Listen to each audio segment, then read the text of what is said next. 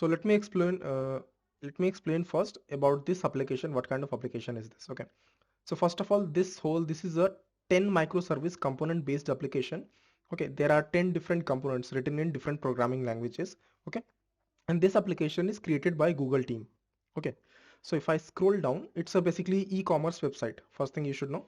Secondly, if I scroll down here, so you see there are for each specific component like payment service, email services, shipping, currency, for each service there will be a different component of whole. Okay, if I scroll down, you can see each component is written in different programming languages: Go, Python, Java, Node.js, .NET, yeah, .NET also there, C Sharp. Okay, so this this application is basically having multiple microservice components. When we talk about microservice components, they are separate components having their own version of code for that will perform specific task. Okay, talking about how we can see these components, so let's go to here.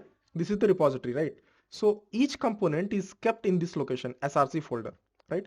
If I go inside it, you can see there are each microservice component folder.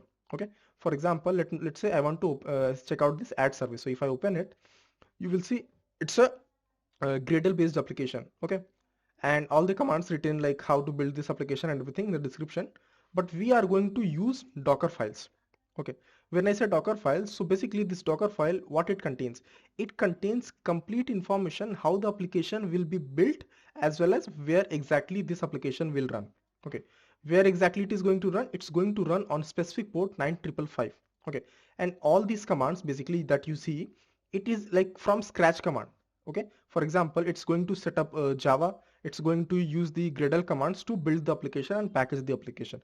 So basically in this specific case of 10-tier application, each microservice component that you see here contains a Docker file, and that Docker file contains complete list of commands that will build the or package the application as a whole.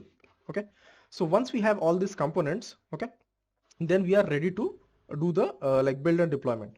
Okay, I will explain also like how this application is getting connected like with each component and everything. Okay, one more thing that you need to focus on this part, release.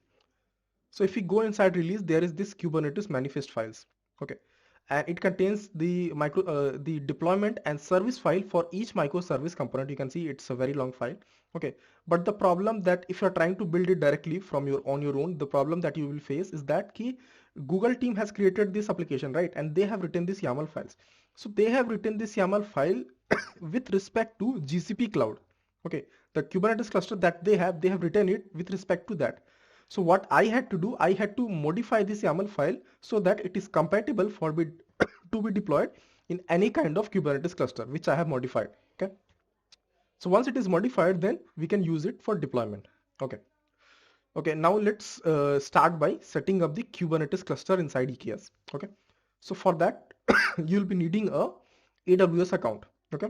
You can create a free account, but since this EC2 service, it's kind of costly and it uses quite good amount. Okay, so make sure that you are ready before like setting it up.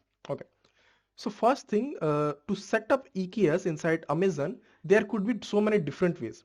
One simple way, if I try to explain you, is like using the root account, which is not the best practice. Okay, because it's said that it suggested that we should not use root account for doing these kind of things. Instead, what like best practice is that in this case, we create a new user, provide a specific level of access to that user, and then use that user to create like EKS. Okay, in that way, that user will be having limited access, not complete access, because root account is having complete access, which is not the preferred option. Correct? Okay, so first of all, we can go to IAM. Okay, which is identity access management. So when you want to create users or like assign or give roles to that user, you can do that by going into IAM. In case you don't find it, you can just search it here by typing IAM and you will find it. Okay, so once you have opened it, you can create a user, right? So for that, you can go to users. Here you can simply click on create user, provide the name, like something something. Okay, then make sure you check this option, provide user access to Amazon management console.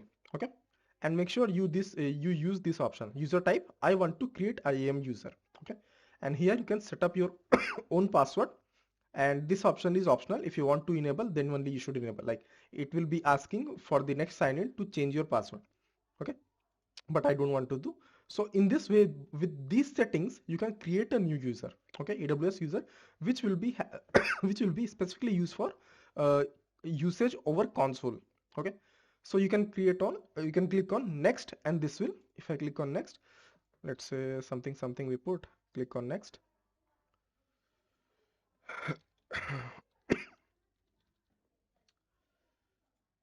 Okay, and here, so then next step, as a next step, you need to assign policies. Okay, there are three options: add user to group, copy permissions, and attach policies directly. Okay, so if you are doing it for the first time, you can click on attach policies, and here you need to select specific policies. Okay, now talking about what kind of policies you need to give it or assign it. So for that, I have this screenshot taken. Okay, Amazon EC2 full access, Amazon EKS CNI, and all these. Okay, out of this, one difference you will see here. These are like the Amazon, like AWS managed policies, but this is the new policy which I have created, EKS full access. Okay, so basically EKS full access I am giving so that the LAM IAM user which we are creating should be having complete access to create resources or perform different actions inside EKS cluster. Okay, coming back here. So then you can select like each policies whichever you want to assign, which I have added in that repository. Those access should be given. Once you have given, then you can click on next. Okay, and then create user. Okay, in my case I have already created user, so I will show you with that. If I go back here to users, this is the user which I have created. Okay, let me show you the policies that I have assigned. Okay, so you see these are the policies that I have assigned. I am full access, then so and so. But this is one of the policies which I have created manually, which gives complete access over EKS. Okay, now talking about how we can create policies, right? So for that we can click on this add permissions. You can click on create inline policy. Okay, and here you can select the service. In our case it is going to be EKS, right? Select EKS. Now here if you know exact operations which you are going to perform on EKS, you can select from here. In case you are not sure, you can just go with this option, all EKS options, all EKS actions. Okay, this will make sure that you have access to all the services inside EKS. Okay, and that's exactly what I have done. This is the way that I created the policy, and once I created, this policy was available. Okay, and next I just clicked on this add permissions here, and then here if I search EKS, second,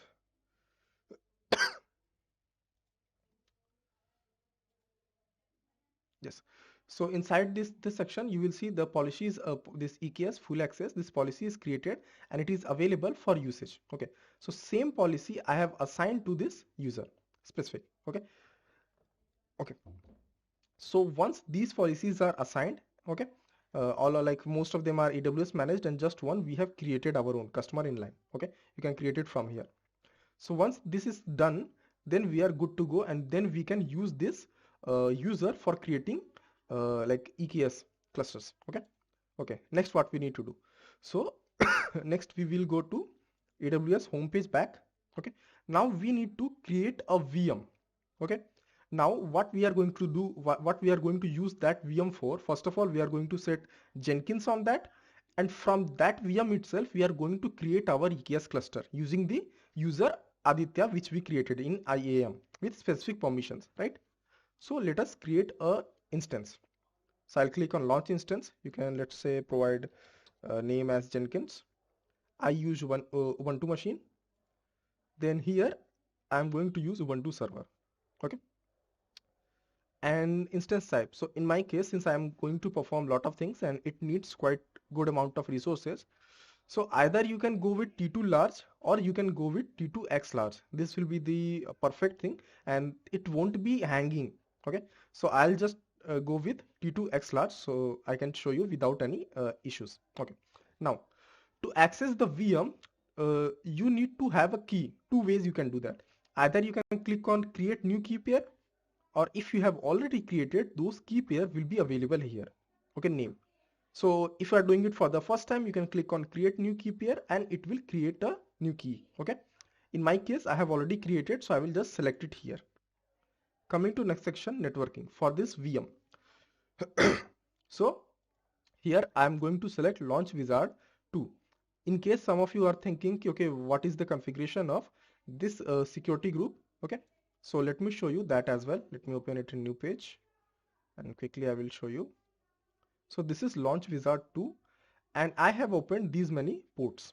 Okay, because this is my default security group and I use it for all the VMs. Okay, this port may not be necessary because I just opened it because when I set up Kubernetes cluster on self-hosted my own, then I use this. But by default, this will be needed and this will be needed and this will be needed.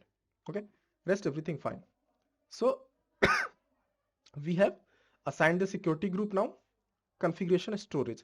So in my case, I can either go with 20 GB or 30 GB. So just to make sure, just to be on safe side, and since this is a demo, so I will just go with 30 GB of 30 GB of volume. Okay, and click on launch instance. Okay, so instance is successfully created and it's in pending status. Now, how do we connect to this VM? So for that, the best application that we have is known as MobaXterm. Okay, it's a portable application and it is available for free. So let us open it.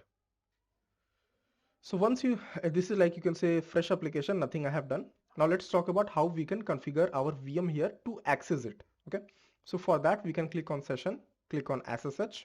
Then here we need to provide the public IP address of the VM, which you can see here. Okay, so I will just copy this part, paste it here. Next, username. So we have created a Ubuntu machine. So by default, the user in Ubuntu is named Ubuntu. Okay. And then for authentication part, as I said, we need to have a key, right? So we will use private key and I can browse to that. So in my local machine, I have saved that key.pem file. Okay. Now once I select it, click on OK, then it will be accessible. You can see machine is now accessible. I can just clear the screen with Control L. Okay. One more thing let me do. Let me just rename this so that it's much easier. I can put the name as Jenkins. Let's put a color as red. Okay. Okay.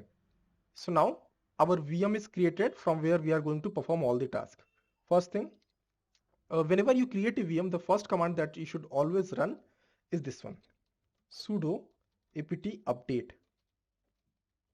So basically what it does, you know, like there are many default repositories available in the Linux, okay, which is used by this machine or any machine you create.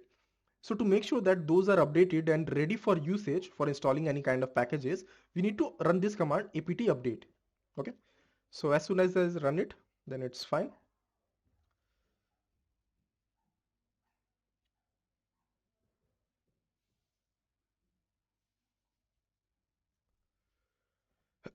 Okay. So it's done, right? Next command, now what we can do, we can start configuring the settings for creation of EKS cluster. Okay. So for that, first of all, what we need to do, let me show you the steps. Okay. First thing, we need to create a user in AWS IAM with any name you can create, and the policies that I mentioned, those need to be assigned. Okay, these are the policies, and this is the one specific custom policy that we created for complete access on EKS. Right? Screenshot also I have it. Now, first thing that we need to install on our VM is AWS CLI. Okay, CLI basically means command line interface, and what is its purpose? So let's say there are some services, for example, like AWS, and we want to access AWS so that we can create some resources on AWS. Okay, so directly you cannot do that. You need to basically authenticate yourself so that you can start working with AWS. Okay, so for that purpose we need to install AWS CLI. It will act as a medium between our AWS account and the VM. Okay, once we configure ourselves or authenticate ourselves that I have access on AWS through this, then we can start like creating resources on our AWS. Okay, so I'll install AWS CLI. Let's do that.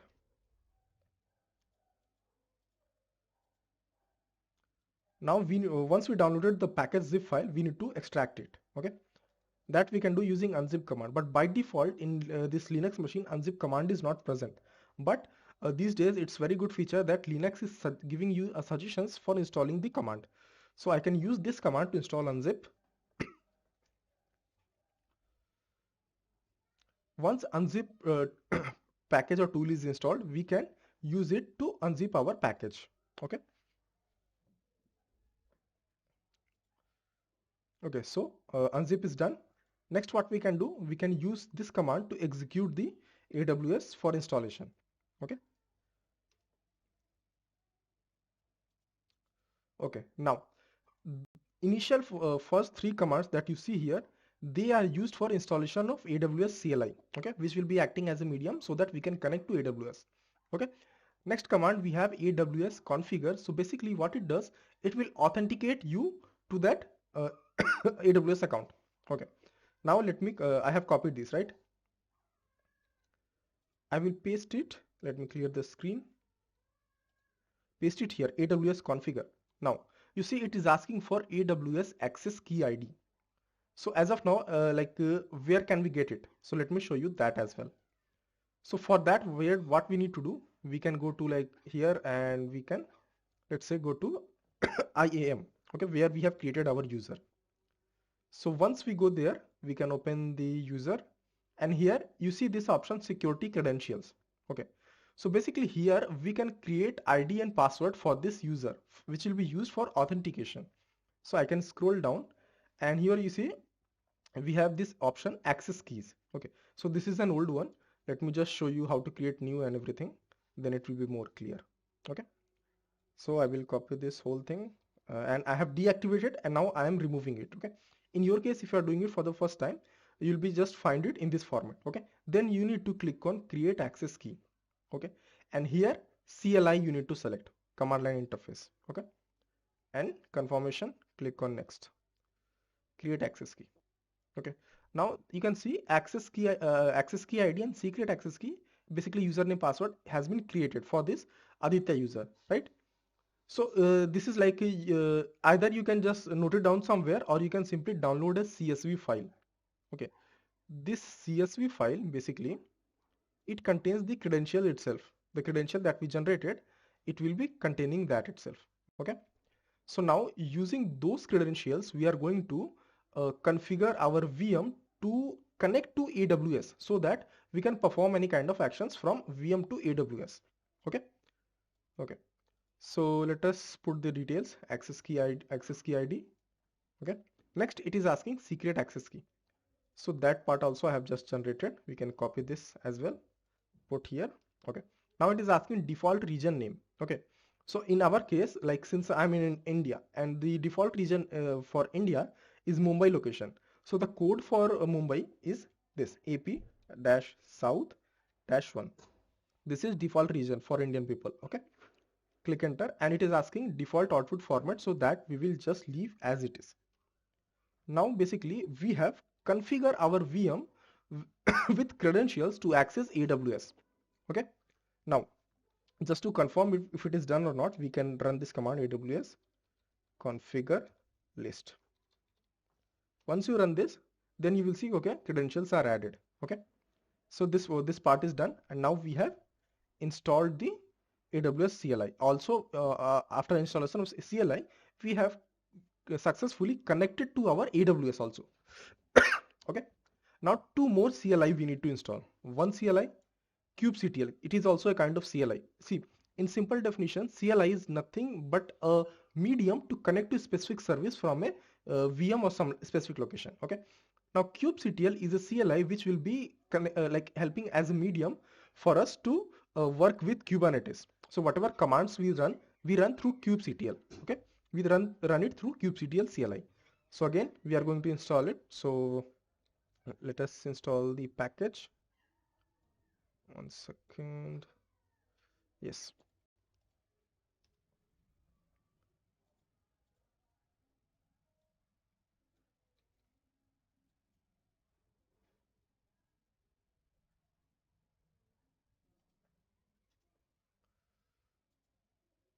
Okay. This part is done. And yes, now we will move this.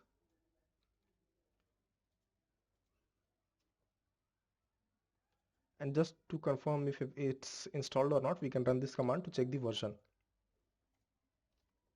And we have installed kubectl version 1.19.6 for EKS. Okay. So now kubectl CLI is also installed, which will help us to work with Kubernetes. Now one final CLI we need to install, which is going to be EKS CTL. Now this CLI is going to help us to work with EKS and run the commands specifically to perform any kind of actions inside EKS. Okay, even create a EKS, that also it will work with. So again, we are going to run the basic commands like downloading the package and then execution and then installation of it. Okay. Second.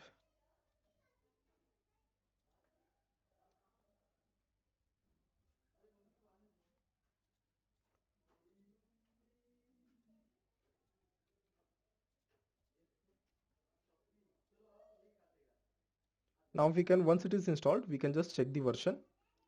Okay. So I have installed 0.16.5.0. Okay. Now we have installed all the required tools, CLIs, so that we can communicate with AWS, Kubernetes as well as EKS. Okay. Next step is to set up EKS cluster. So for that there are going to be three main steps. Okay. I'll explain everything. So first command that we are going to run is EKS create cluster. Okay. One more thing, let me tell you team. So so one second.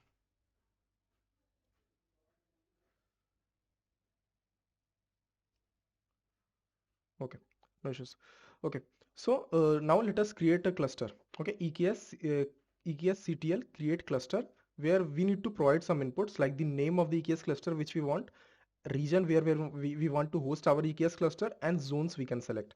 Okay, and then here if you notice, without node group, that means with this command we are going to just create a master node or control plane for Kubernetes. Okay, so let's do that as well. The reason for I am using without node group, because node group we are going to select create separately, because we need to configure certain thing like auto scaling options with the node group. Okay, so if I just copy this, let me just edit this part a little bit. Here I will just put the name as my EKS 8 and rest region and zones are correct. Okay, this is specific to India location. Okay, now team, this will take at least minimum 10 minutes, 10 minutes minimum it will take. Okay, and the way that it's going to get created is using a service known as CloudFormation. Okay, so basically CloudFormation has templates which are known as tags. So it uses so it uses those templates for installation, those templates for the creation of resources that we are going to use inside EKS cluster. Okay, so if I go back here, you can see waiting for CloudFormation stack. So inside CloudFormation service inside AWS, it is by stack it means a template. Okay, CloudFormation basically will create a template which contains all the information about what kind of services are going to be created. Okay team, also one more thing, the reason that creating clusters or Kubernetes clusters inside a cloud platform like AWS or Azure, the benefit of it is that you can you just, or you will already have a template, okay, which will be configured with everything network part and everything will be configured. You just need to decide the names and all basic things, and then you can provision it and work with it. Okay, it's very much easier. Basically, what I'm trying to say, creating a cluster over a cloud platform, it reduces the manual effort to half, almost half. Okay, and that is one of the reasons at this point almost every company who has their applications hosted on on-premises server, they are trying to migrate it to cloud platforms, so that it's much safe and there is very less downtime. Okay, also team, don't worry, after the session is over, we'll discuss much more things about what kind of questions come, what kind of issues come in Kubernetes, all those things. Okay, now meanwhile it is getting done. So meanwhile what we can do, we can set up our Jenkins here. Okay, So for that, I can just open this again in a new page. Okay, same VM I have opened. Now here I'm going to set up Jenkins. Okay, so for Jenkins, the prerequisite that you need to have is that JDK should be installed on the VM where you want to set up Jenkins. So as of now, if I just run the command Java, so I see okay, Java is not present, but Ubuntu machine gave me the command to install Java. Okay, so I can just copy this to install a specific 17 version. The reason that I'm installing 17, previously I used to install 11, is that within some time, after some time, the support for like 11 will be removed from Jenkins. You might see some like notification as of now. So because of that reason, I'll be installing JDK 17, okay, which is one of the latest version that is being used. Okay, so this command will install JDK in our virtual machine. So once this JDK is installed, then we can run the commands to set up our Jenkins. Okay. Now, in case you are thinking, okay, where can I get the commands to set up Jenkins? So in that case, you don't need to go like much here and there. You can just simply search on like install Jenkins on Ubuntu. Okay. And the first link that comes, it is the official page link. And from here, you can you can get the commands to install Jenkins. Okay. Here you see, I need to install on Linux, right? If you are using any other OS, then you can select it from here, Mac, Windows, like that. Okay. So in my case, I'm using Ubuntu. I will select this and I'm going to install the LTS version, long-term support. It's kind of stable also. So that is one of the reasons that I prefer to install this version. Okay. So I can copy the whole thing, go here. Since like Java is installed, right? So I can paste it and this will set up our Jenkins now.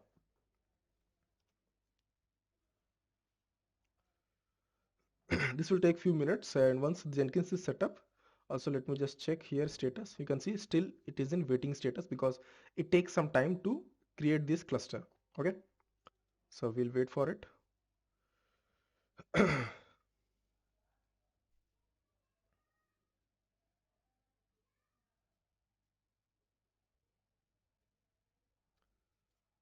Meanwhile, let me close this, and yes, see, EC2, then this is the one VM we have created as of now. Correct. So Jenkins is set up. To access it, what we can do, we can copy the public IP address, paste it here, and by default when you set up the using the commands on the official page, by default Jenkins will be getting installed on port 8080, which and make sure this port is open. Okay, now for initial time, first time when we want to authenticate with, to Jenkins, what we can do, we need to access this file, initial admin password. So I will just copy the whole path, go here and run the command sudo cat and the path that we copied. Okay, using this we can see the credentials. So once the credential is there, we can copy the credentials here, click on continue, and here two options you will see: install suggested plugins, select plugins to install. Always go with suggested plugins because Jenkins knows what kind of tools will be needed for the initial phase. Okay. Also team, this part, it basically works with the kind of internet speed you are having. If you are having good, it will work very fast. Okay, one more thing, in case you are getting errors here like cross or red color, do not worry, just there will be some option to like reinstall or like rerun. So you can just click on that and it will start again. Okay,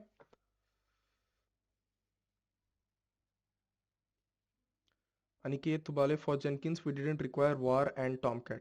So Jenkins, like see, var and Tomcat, they are not mandatory. The way that we want to set up Jenkins, when it comes to like setting Jenkins in companies, two ways it can be done, the best possible ways. One is like using a stable version of Jenkins, a Docker image of it. Okay, then like at least in my company, the way that we were using is we took a like a Jenkins Docker image, then we created a YAML file. Okay, then we decided how much like storage, how much memory, and how much RAM, etc. we should be giving to that, and then we deployed our Jenkins inside Kubernetes server. This is the way that we set up our Jenkins. Okay.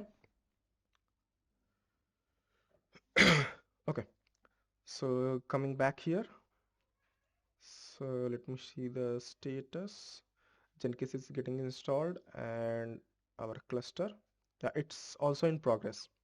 Okay, so this will take some time, as I told, because CloudFormation, it takes some like few minutes to create the resources that is needed for EKS. Okay, coming back. Okay, so meanwhile these things are running in they are like in progress only. So meanwhile, what we can do, since we are going to use SonarQube also, so we can set up our SonarQube now. Okay, so the way that I used to do, I try to do setting up of SonarQube is using a Docker image. That is because it's the most easiest way and it's set up very easily. Okay, so first of all, we need to have Docker installed on our machine. So if I just run Docker, I can say, okay, Docker is not installed, but we got the command to install Docker, right? So I can just copy this and this will install Docker. Okay. Now by default, when you set up Docker on your VM, by default, other users other than root, they do not have access to run Docker commands. Okay.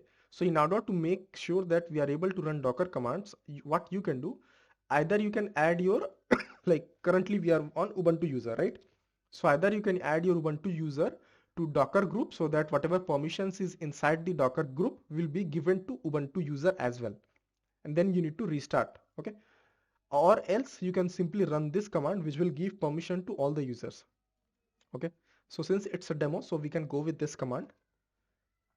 And now if I run docker-v, then we should be able to see, okay, Docker is installed now, right? One second, let me just see. Okay, it's still in progress.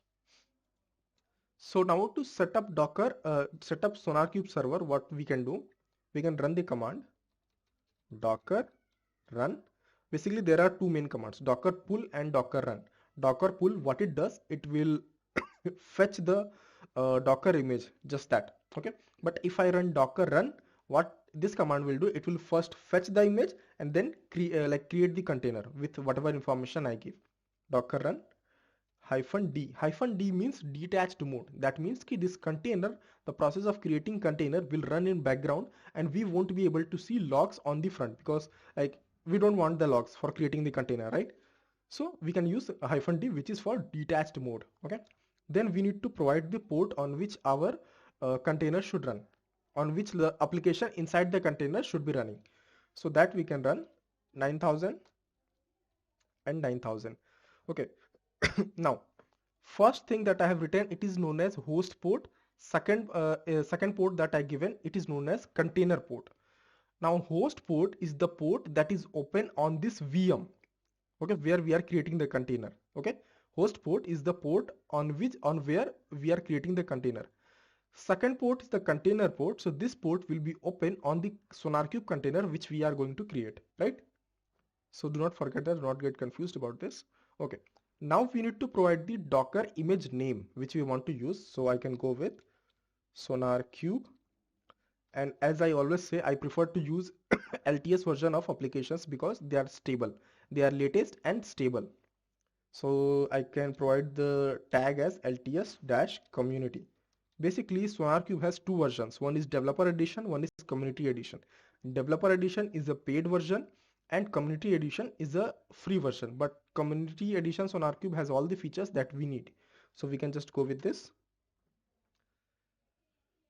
And you see, it was unable to find the image locally, so it started pulling it. Once the pull is complete, then it will like create the container out of it. Okay, meanwhile we can go back here. Okay, still in progress. As I said, it takes some time. Okay, so container is created. Now if I run this command docker ps, you can see our container is running. To access the SonarQube server, again we can use the public IP address. Go here, and as you remember, we need to provide the host port that we have. In our case, it was 9000, right? Click enter and you can see SonarQube is starting. That means SonarQube is successfully set up. Going back to Jenkins, so quickly let us set it up as well, provide credential details and everything. Full name this and this. Save and continue. Do not click on skip and continue as admin. The save and continue. That's the better option. Okay, so Jenkins is set up now and SonarQube also in restarting. Let me just refresh one time. Yeah, SonarQube is up. We can click on home. Now, When you set up SonarQube for the first time, by default, the username and password for SonarQube will be admin and admin. Okay, which we need to change in a minute. Login. You see, first option that it gives is update your password. So let's quickly update it. Admin, and here I will put a new password.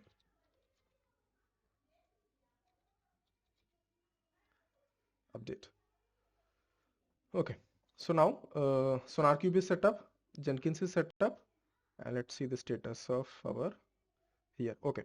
So master node or the control plane for EKS cluster has been set up. Okay. Next step is to set up uh, worker nodes. Okay. So for that we can go here. Okay. Before we set up our node group for worker node, we need to run this command. Now you might be thinking what exactly this is. Okay. You can see written main thing, associate IAM OIDC provider. So basically it's OIDC is Open ID Connect. Okay. And we have written IAM associate. So basically what happens when we run this command, what will happen? EKS CTL will associate this feature, this Open ID Connect for IAM with EKS cluster, so that our EKS cluster can assume IAM roles. Okay, different IAM roles which will be needed, and then our EKS cluster will be mapping those roles with the service account that we are going to create. So that those service account, if it needs specific access and it requires specific IAM roles, then that can be given. Okay, so for that reason we need to run this part also. I will simply copy this, paste it here. Sorry about that. We need to one second. EKS cluster name, let me check. My EKS 8. Okay. So here we need to change the name of EKS server, like cluster, that the one that we just created. Rest everything seems fine. We can click on OK. And this part is done. Okay. Now comes the important part, creating the worker node. Okay. Now basically we create a node group. Node group is simply as the name suggests, it's a group where our nodes will be like kept. Okay. Now two very important things I want to explain to you here is these three sections. Okay. Nodes equal to 3, nodes minimum equal to 2, and nodes maximum equal to 3. Okay. So basically when I was talking about auto scaling part, within these three steps auto scaling can be done. What happens, whatever number you put here, that number is the desired number of nodes you want to be created. That means if I put 3 or 3, then while creating this node group, there will be 3 worker nodes created initially, right? And minimum that it can keep is 2. Let at all times at least minimum 2 nodes should be present. Okay. And when we are talking about auto scaling, so this number can be changed, like we can increase it. So let's say like maximum node I want 4. So if the when we are doing deployment and we just have 3 worker node, but requirement is more, like more on 3 worker node, there is no enough resources to host a new Kubernetes pod. In that case, if I have given the maximum number of nodes to 4, then EKS cluster automatically will create new one more node it will create. Okay. And within these 3 steps only our auto scaling will be done, and rest thing that I have written here is the other services, like how we are going to access it. So we are going to access using SSH and this key. So this key name will be the same that we have used for like that we have just used for creating the VM also. Okay. And this key should be present on your in your AWS. Okay. So let me copy this also. Okay. So here we need to change few things. Name will be my EKS8 and nodes. So as of now, current status I want there should be 2 nodes created, and if needed there will be 1 extra node added. Okay. Rest of the things you can just keep it as it is. Just remember this key name, whatever you put you should be having it. Okay. Click on OK, and everything seems fine. Let me see. Okay. So it has started creation, right, of worker nodes. Meanwhile that is getting done, we can configure our Jenkins so that it's ready to work with Kubernetes. Okay. So for that, as of now, as you saw, I did not do anything specific on Jenkins. We did not like configure anything, right? So first of all, we need to install certain plugins. We will go to plugin section, available plugins. First plugin we need to install is SonarQube Scanner. Okay. Now, one difference you need to understand for those who don't know, two things: SonarQube Server and SonarQube Scanner. Server is the location where the project will be created, all the information about the like the report will be present, right? While SonarQube Scanner is the tool or plugin inside Jenkins that will perform the analysis for SonarQube, okay, and send the report to SonarQube server, main thing, okay. So after Sonar, we need to have Docker. So for Docker, I'm going to install multiple plugins that will be needed, okay. Because we need to install Docker, then we need to have specific set of Docker formatted commands also, so that we can write the Docker commands. Final thing, Kubernetes. Also team, make sure that you understand this part properly, because using this method which I show you, for you can integrate Kubernetes from anywhere. You can create Kubernetes, like we can connect to Kubernetes from Jenkins from anywhere, okay. So for Kubernetes, let me see. Okay, meanwhile let us first install this. 1 second. Yes. Okay, so for Kubernetes, two plugins I install, one Kubernetes and one Kubernetes CLI, so that we have access to Kubernetes CLI, and we can run commands with that, right? So these many plugins I'm going to install, and we can check the progress here. Meanwhile, if I go back, yeah, here also you can see again, whatever things we are creating, it gets created through CloudFormation, through a stack. Stack is nothing but a template that like CloudFormation uses to create whatever resources we have like defined, okay. And it's getting created. Meanwhile, we can check out the next step, okay. Now this part, once this part is completed, we need to open inbound traffic. I will explain why do we need that. Once that part is done, then we are going to create a service account. Then we are going to create a role-based access for role-based RBAC, role-based access control. And then we are going to assign this role to this service account. And then for authentication from Jenkins to this service account, we are going to use a token generated for this service account. Okay. Okay. So here everything done. So quickly let me configure things. Okay. As I have told you before also in previous videos on YouTube, like whenever you install a third-party plugin in Jenkins, you need to configure it.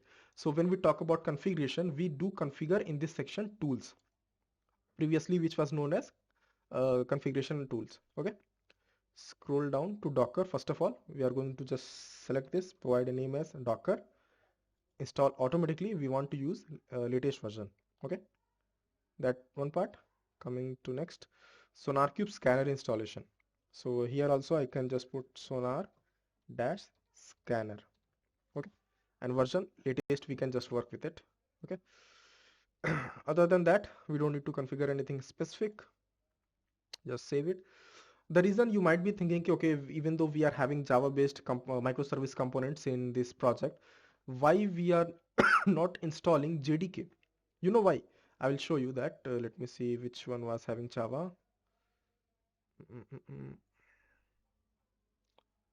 Java is in add service. Okay, so if I go inside add service, the thing is ki the Java whatever version is needed, it's getting installed through Docker image, a Docker file, GRE. You can see here GRE. So since everything is being done at runtime through Docker file, so we don't need to separately install JDK. Okay, so for that reason, I did I did not configure here. Just let us click on apply. Now these tools are configured. Now one more thing we need to do with respect to SonarQube. So SonarQube scanner we have configured. Now we need to configure SonarQube server so that Jenkins can easily connect to SonarQube server. For that, what we will be doing, we will go to administration inside SonarQube, security, then users. As of now, only one user is there, administrator. So we need to generate a token which will be used for authentication. I can provide any name, expiration date you can select as per your requirement. And this token is going to be used for authentication. So we will just copy this whole thing, go to Jenkins. Then we need to save this in credentials. Click on global. so that it has global level of like access.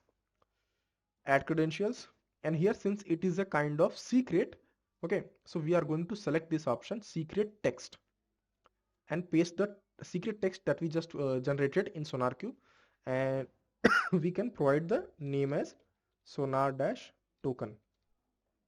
Same thing we can put here itself in description, and this part is done. Another part that we need to do for connecting SonarQube is adding the SonarQube server in Jenkins.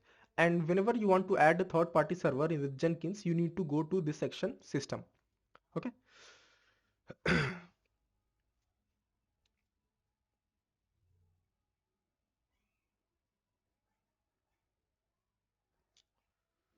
One second. CICD, no specific customized Jenkins plugins we are not using. Whatever plugins are already available with Jenkins, the official plugins, those only we are going to use. Okay. Coming back here to configure SonarQube server in our Jenkins. So we can scroll down and we see some option. We will see one option, SonarQube servers, right? Okay, now this option is available because we have installed SonarQube scanner plugin, and once you install, then only this option will be visible. Okay, so we are going to configure our SonarQube server in SonarQube installation section. Click on add SonarQube, and here let us provide a name which can be written as sonar and then server URL. So for server URL we can just copy this part and we will paste it here. Okay, make sure that you remove the last slash. Now here the token that we have just added in our credentials is available, so we can select it and click on apply. Now Jenkins is completely configured for the creation of pipelines for 10 tier. Okay, now let us just see the status. So here cluster is also created, EKS cluster. Okay, just to check everything fine, we can run this command kubectl get nodes. So as of now you can see 2 worker node has been created, and to view them inside AWS you can click on instances, and you can see my EKS with this name. 2 worker node has been created of the size T3 medium, which we defined in our script. Okay. Okay, now this is good. So another thing that we can do is check for Kubernetes. So I can go on the Kubernetes page and we can see that it is also created, right? Version is 1.27. 1.27 is one of the latest versions, so we are not going to update it to like newer version. It's fine. Now here, this is the place where you can find all the details about the cluster that we have created. Okay, and we need to make some changes now. If I go to networking section, you see there are 2 security groups, and you see the benefit of your creating a Kubernetes cluster inside cloud platform. All these networking things are taken care by uh, uh, taken care by the cloud platform itself, right? Okay, so 2 security groups are created. We are going to make some changes inside additional security group, and let me explain you why. So once I open it, so this security group is specifically used for communication between control plane and worker node groups. Okay, that means if master node and worker node, between them the communication that needs to happen will be happening using this security group. Okay, so to make sure that it works fine, as of now you see in outbound rules like all traffic is enabled, but in inbound rules there is nothing enabled, so the communication may not happen properly. So to make sure that it works, we will open the ports. So I can go here, search for all traffic, and here also I will open this. See, this part can be changed, but as of now I'm just, for demo purpose, I'm just opening. Okay, and save rules. Now our Kubernetes cluster is completely configured properly, and now we are ready to do the deployments. Okay, coming back to home page. Now we can start writing pipelines, right? Pipeline also we are going to write from scratch. Okay, so next step, till here we are completed, right? We created user, we assigned policies, and then uh, we have installed AWS CLI, kubectl, EKS we have created the cluster. Next step, as I told, we need to create a service account, need to create a role, assign that role to service account, and create a secret for service account, and then we need to generate a token. Okay, Now these are YAML files. Okay. One more thing I need to show you.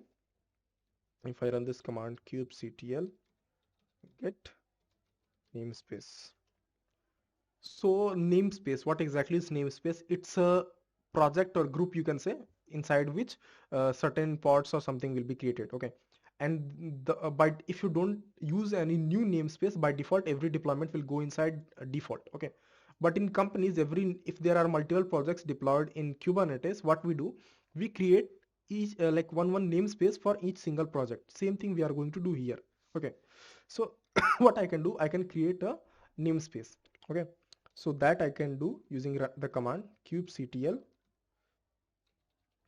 create namespace and the name of that namespace with which I want to create. So for that, let's say I want to create the namespace web apps. Okay, click enter and it's created. Now if I run this command again, kubectl get namespace, you can see there is a new namespace created. Now whatever deployment we are going to do, we are going to deploy our application inside Kubernetes. So we are going to do it inside this web apps. Okay, this specific location. We are not going to create it in default. Okay, as I said, in companies, when it comes to working in companies, so they have like one namespace for each different project. Okay, so now namespace is also created and now we need to create the service account.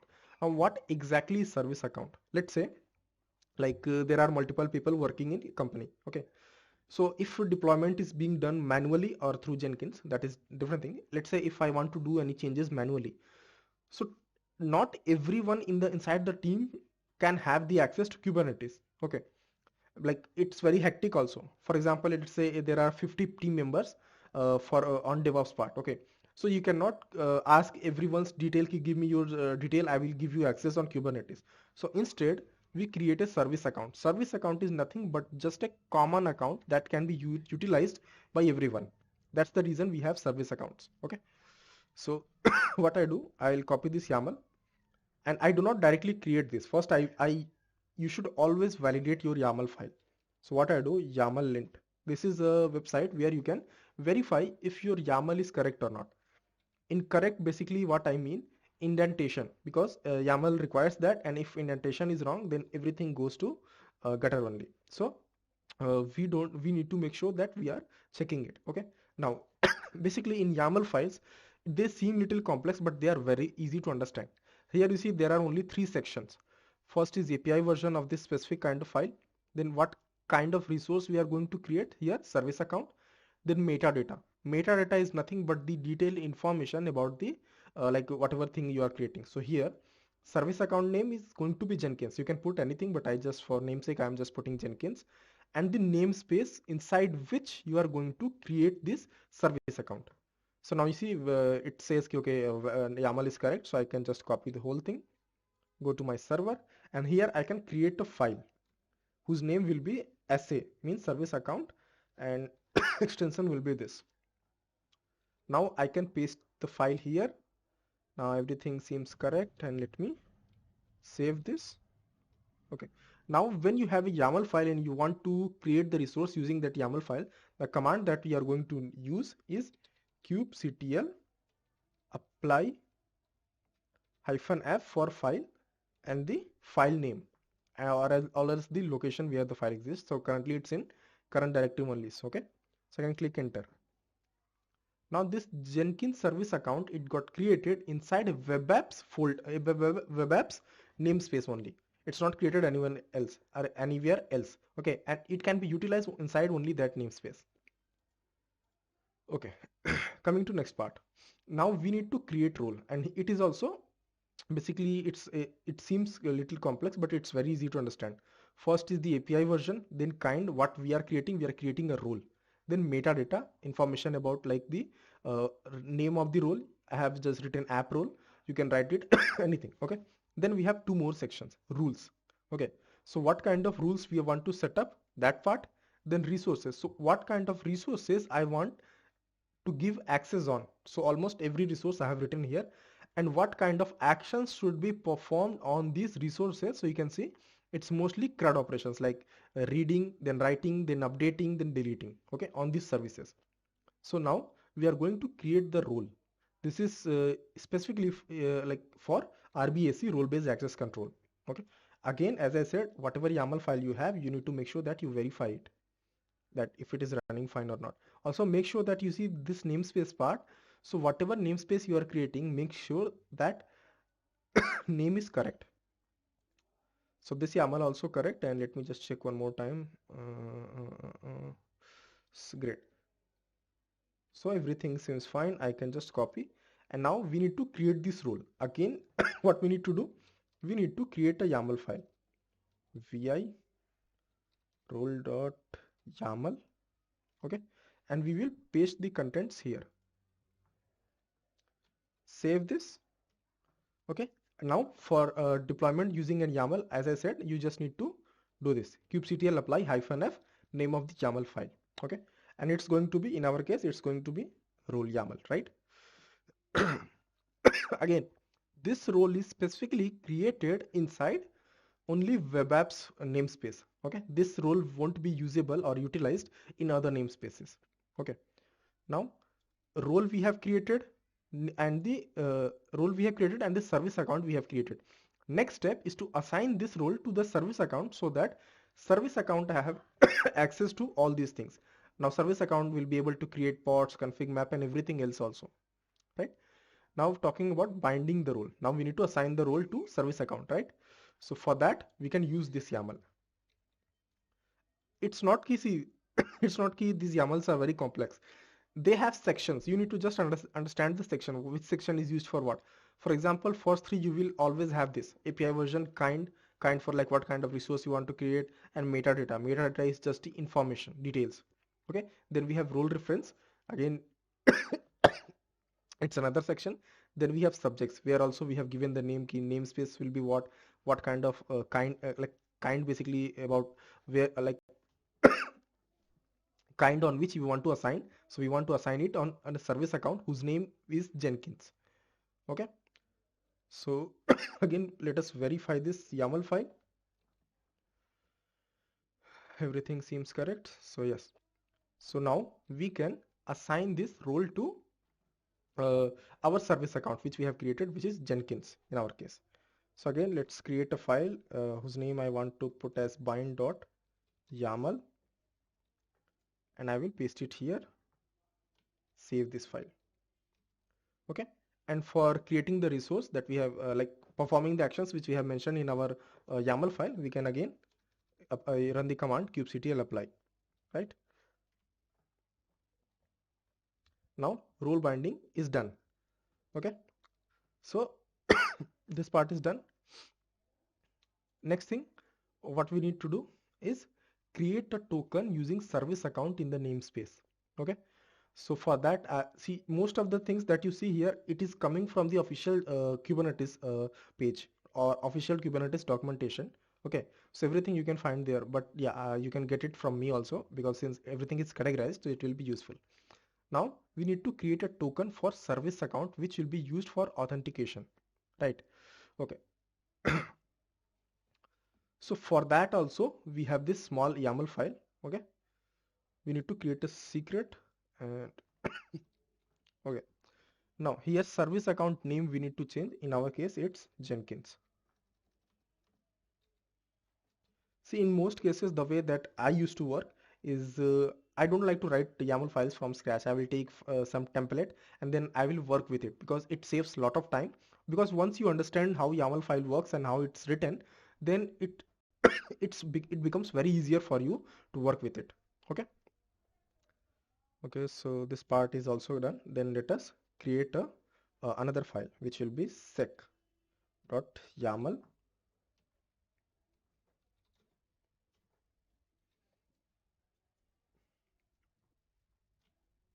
Rest everything seems correct. Okay, now one thing that you need to understand, key here we have not defined our web's namespace, right? But we want to create this secret for Jenkins user inside web apps namespace only. So how do we do that? So for that we can use this command like kubectl apply. This is the basic command that we have. Then -n, the name of the namespace. Now this command will make sure that the resource that you are going to create now, it is getting created inside this namespace only. Okay. Now secret is created. Okay.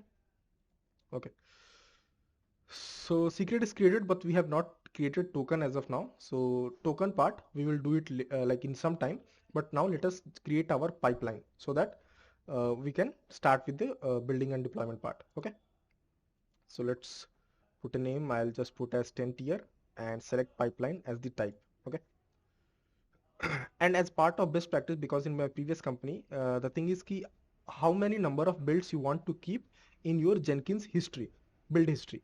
Because if you are keeping so many, it will occupy some space, which nobody wants. So I like to just keep two builds in my build history. So you can do that by using this. And if you want to define like for specific number of days each build should exist, you can define here. If I don't define anything, that means ki build in build history will be maintained. Maximum only 2 will be there. That's it. Coming down. So here also I can easily use a template, hello world template. Okay. So this is a basic template that got just created, right? So what I can do, I can create multiple stages now so that afterwards I can modify each one of them one by one. Okay.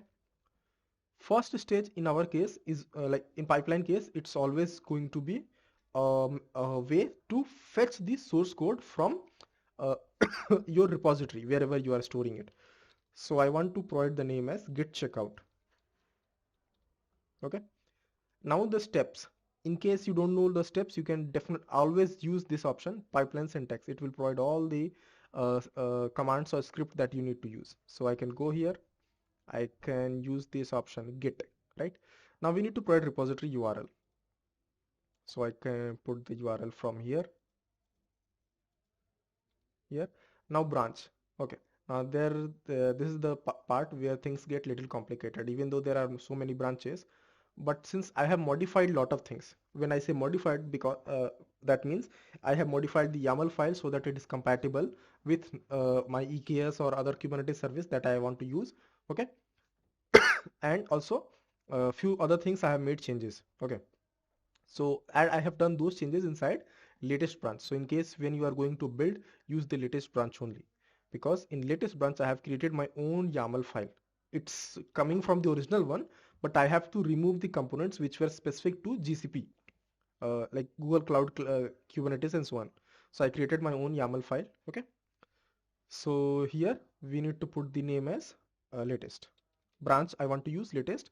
I can click on generate script. Okay. And this will create the command which we can use to perform the get checkout part. Now one stage completed, right? Next stage I want to do is perform SonarQube analysis. Now the problem is that since there are so many different languages here, so SonarQube won't be failing, but it is not able to perform analysis on everything. Okay. It won't be properly performed, but still we will be getting results for specific components. Okay. So let's do that as well. Now we need to write command, right? But before that, we have already installed our SonarQube scanner tool. So in order to be able to use that tool for analysis, we need to define that tool in our pipeline. So the best way is that you can create a variable for that tool using this environment.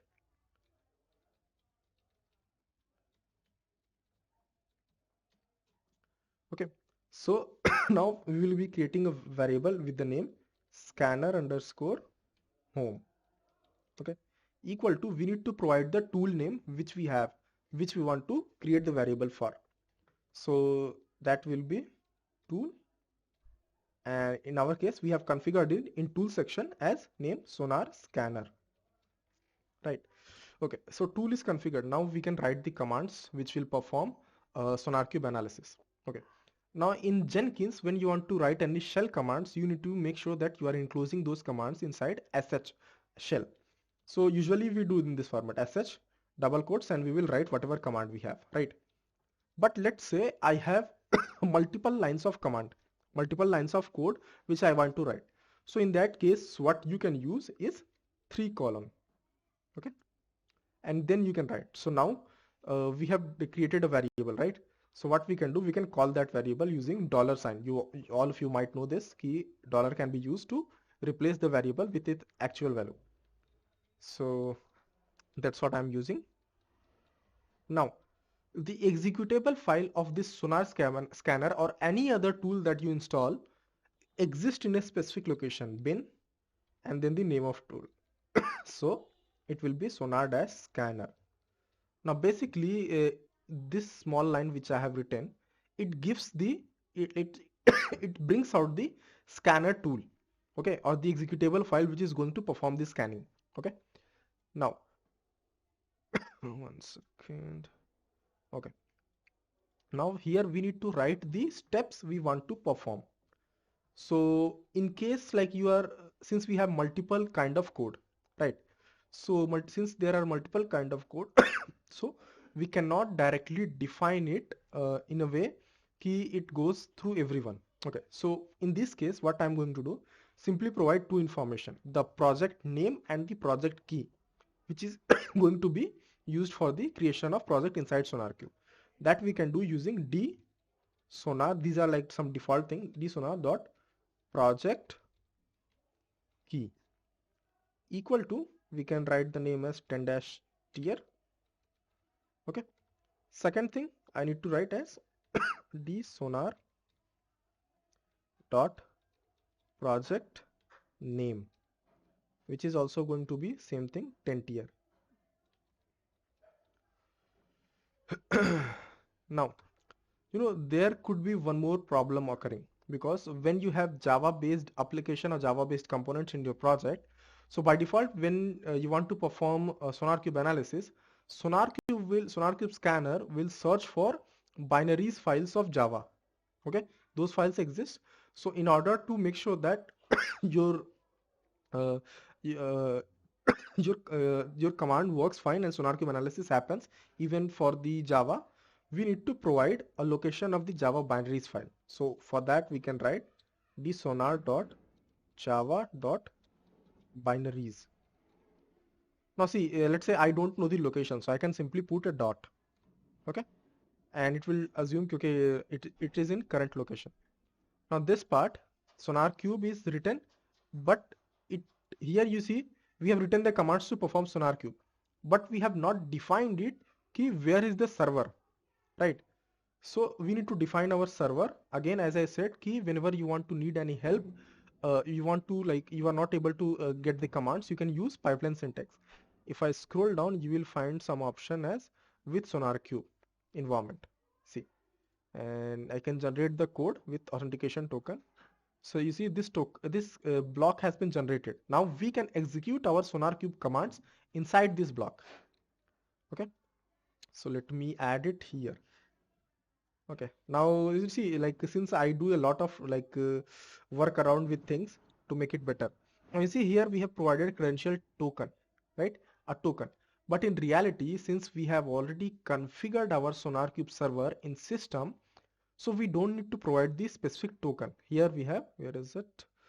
Here we have configured our SonarQube, right? So because of that reason, we don't need to provide token. Instead, what we can do, we can write simply the name of server which we have configured here, which is the name Sonar. Now you see it just became very small, right? So and now we can put this part, this set of commands inside this block. Okay, now SonarQube will work fine. Okay, so before we jump to building part of applications, let us run this part and let's see if there is any error or something. Then we can proceed. Okay, some error came. Now, okay, spelling is wrong for environment. So let me quickly fix it.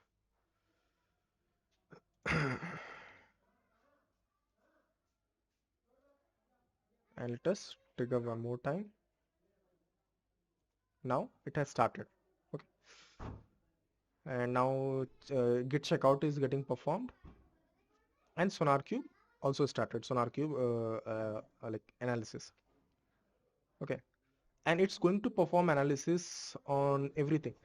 One more thing, team. Like I'm not sure like if you have watched my SonarQube videos. I have mentioned that SonarQube uses quality profiles for performing analysis. Okay, and SonarQube, there is a specific section in SonarQube which helps SonarQube to identify what programming languages file are there. And because of that, you can see here quality profile. And for all different languages, whichever is present inside that SonarQube project, it is using specific quality profiles. Like for Golang language, it will using the let me just go here and let me show you from here quality profile. You see, each programming language quality profile is there with certain amount of rules, right? So since SonarQube is able to identify what kind of programming language that file is written in, so it can decide which quality profile should be used. And based on that, it's using, you can see these are the quality profiles used for each of the different languages. Okay. So SonarQube is actually very smart. Okay. So SonarQube analysis is success. We can go here, go to projects, and you can see it is able to done. But you see, in my opinion, to be very frank, it's not 100% correct. Okay, it was able to find code smells and just 3 bugs. It is obviously there are more than 3 bugs, but it was not able to do everything properly because it's a very complex project. We can configure it in such a way that it can work fine, but for now the target is to that we are able to connect with SonarQube and generate the report. Okay, which is done properly, right? So SonarQube part is done. Next part that I want to do is build our microservice each component separately, right? So okay, let me go here. Yes, Venkatesh, we can use the Trivi. Okay, but again, uh, yeah, Trivi will actually work fine. But when it comes to if you want to use OWASP dependency check, it will give some errors because OWASP dependency check cannot scan all sorts of applications, all sorts of programming language. So it may give some error. Okay.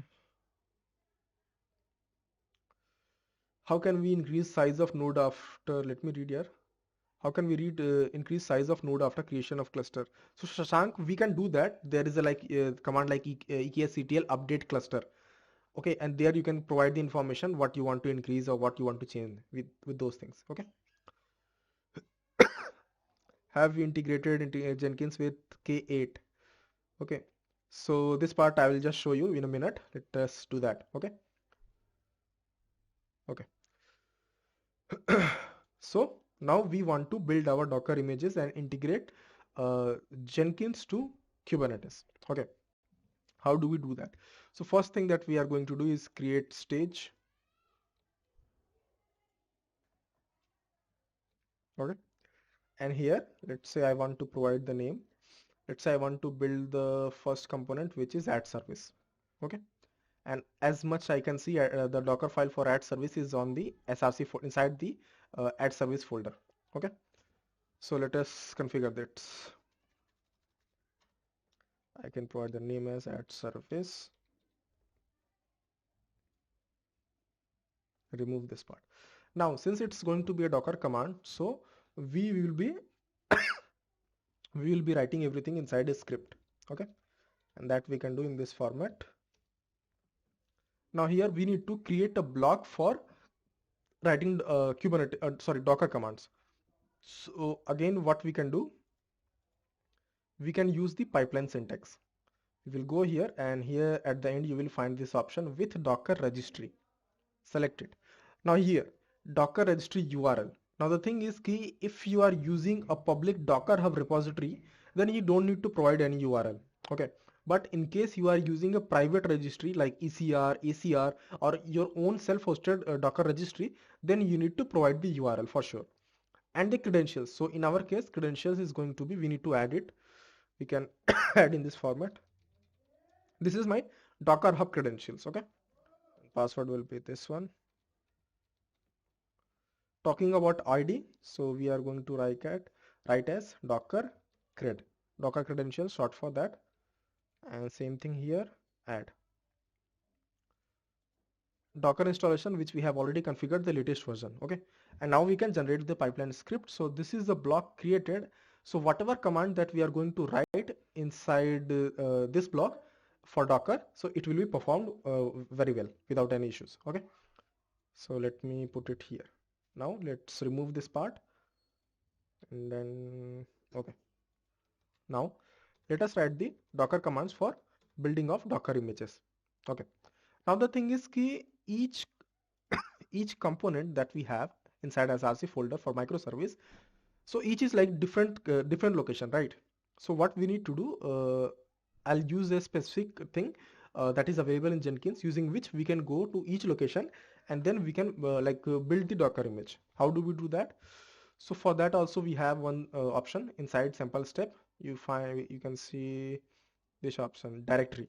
So basically we can change directory here on which where we want to run our commands. Okay. Now let's say, let me just save this. Now let's say directory location, how we can get. So previous build I have run.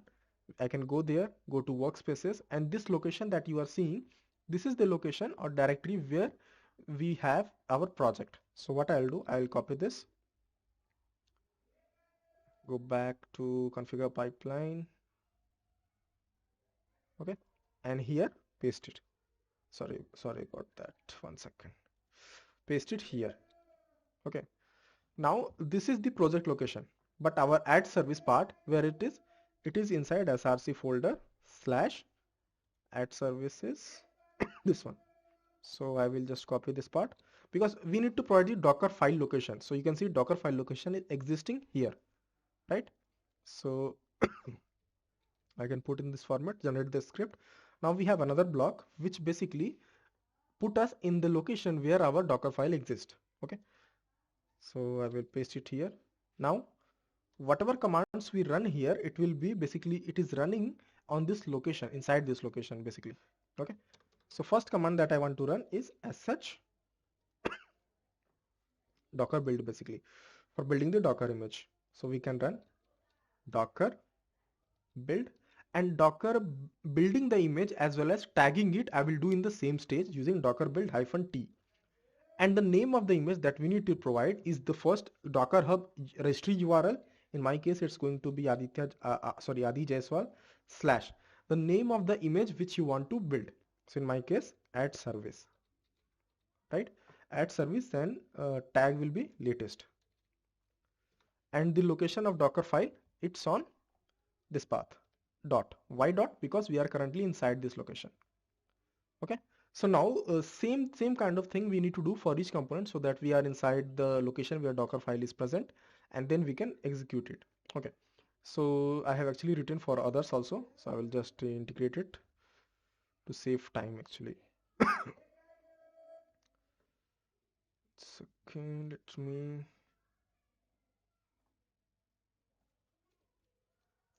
Two, three, four, five, six, 7, 8, 9, 10.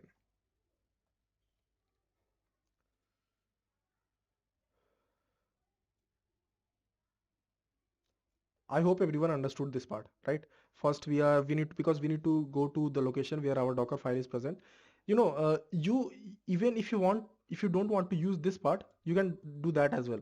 Instead of providing a dot, what you can do, you can provide the location on which Docker file. So this part, if I copy paste here, so that will work fine. But I just wanted to make it a little bit proper. So for that reason, I used the directory part. Okay. Now I have pasted it. Just let me confirm if everything is correct. Then we can start configuring our connection to Kubernetes part. Okay. Add service on this add service list this. Okay. See, three steps I have written with 1 second. With first step, what I'm doing, I'm building and tagging the Docker image on the location. Second step, I'm pushing the Docker image to Docker Hub repository for usage later. Third thing, to save some space, the Docker image, because once we build the Docker image, it is getting built on our Jenkins machine, right? On this machine. Okay. So and since these Docker images are very big in size in GBs, so I want to save space. So what I do, once the Docker image is pushed to Docker Hub repository, I will run this command to remove the Docker image that just got built. Okay. And same thing we are doing here. One issue I will tell you, very simple issue which I faced, and I was not able to resolve it because I was not looking properly. For each component, if you go inside like each of the component, you will find the Docker file on the inside the folder. Okay. Microservice folder. But in case of this cart service, the Docker file was inside the SRC folder, which I did not notice, and because of that, I just faced a lot of things. Okay, but here I have configured, okay, cart service inside SRC, and then you can build. Okay, same thing I have done for other components also. Let me just see if every component is fine. Shipping, recommendation, product catalog, payment, logs and data, front end, email service, currency service, checkout service, cat service, service. Okay, now this part is done. So let me just save this. Now let us configure our Docker part. Okay. Okay.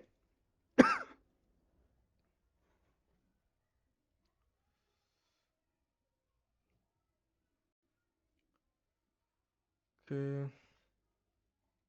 So as I told you in the beginning that I had to modify the file YAML file because this project is from Google, and Google team, they have configured it in such a way with GCP.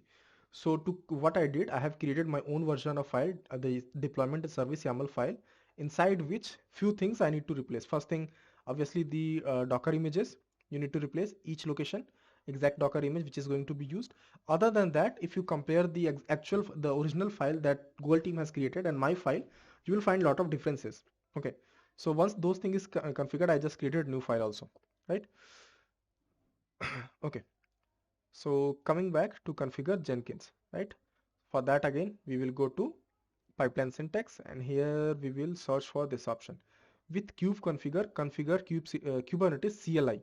Basically what we are trying to do is use use kubectl, the CLI for Kubernetes from Jenkins itself, so that we can get the platform to run direct command on inside Jenkins, and that will be executed on the Kubernetes server. So we need to provide these details from where we should get. Okay, so first let's talk about Kubernetes servers and endpoint. So that you can get if you go inside EKS. Here you will find the API server point. So I will just copy this and let us paste it here. Then cluster name you don't need to put, okay, but since we already have we can just put EKS, my EKS 8 we have created. Okay, context name not necessary, namespace, in our case it's web apps. The thing is key the thing is key, since we have the we want to build and deploy our application inside a specific namespace named web apps, so I will just put everything, I will deploy everything inside web apps only. For that we can just provide the detail here. Okay, certificate of authority you don't need to put, you need to now we need to provide the credentials. So when I'm talking about credentials, that means we need to generate a token, okay, token for service account named Jenkins. How do we do that? So for doing that we can use this command. Okay,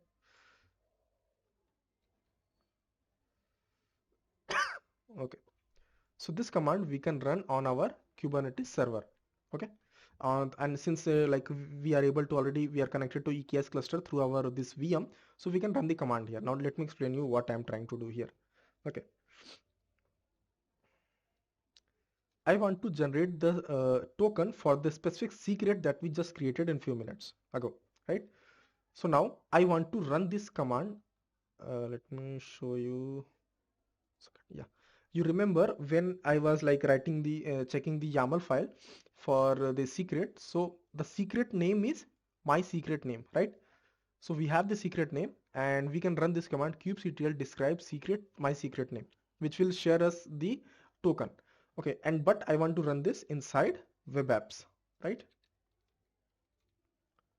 Click enter, and this generated all the information, detailed information. Here you can see this option token, right? So we can copy this whole token. Once we copy this whole token, we can go back to Jenkins, and here we can add it. Again, since token is a secret text kind, so we need to select secret text, put it here.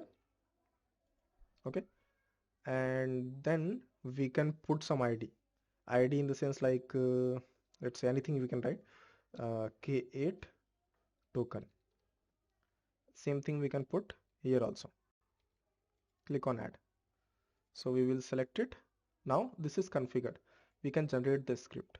Okay, now this block that is created, it is a block inside which we can run all the Kubernetes commands. Okay, so again we need to create a block, See, the way that I work is I will just leave last two brackets because they are for the opening and closing of uh, this pipeline and stages. So only leaving two blocks, and then you can write your rest of the commands here. Okay. So let's quickly create a any stage we need to create. So I will just copy this part.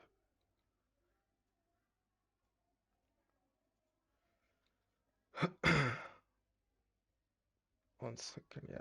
Sorry.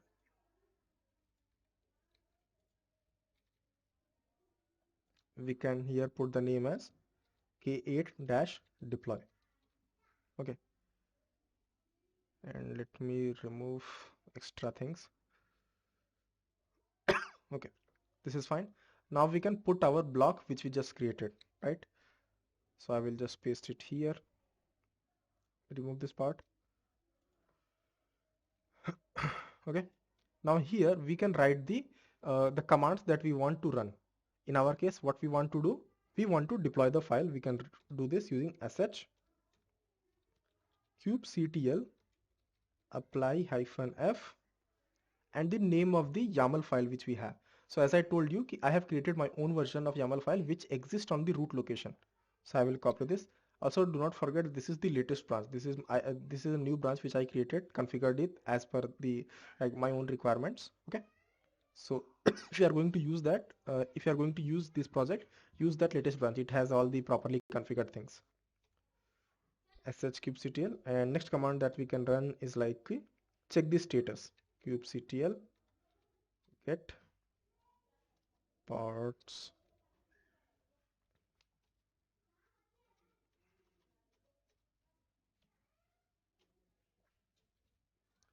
We'll discuss about a few things more I have in mind, which I'll just share you. Okay. Kubectl get svc. Okay. So maybe I should start this so that it will take some time. Meanwhile, I can explain you a few more things. Okay. 1 second.